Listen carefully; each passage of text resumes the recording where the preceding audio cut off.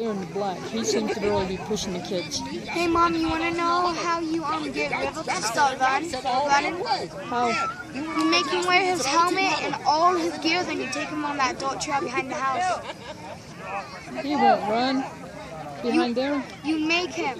No, you put a stake on his butt and you put Chevy out there, and then he'll run. Because he won't want Chevy tackling him. Put a piece of chicken in his pants or something, put Chevy out there.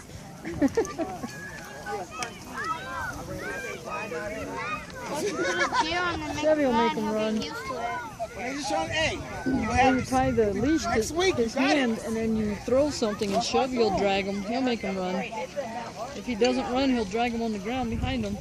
No, because River will let go of the leash. That's why I said you got to tie it onto his wrist. Onto his hand.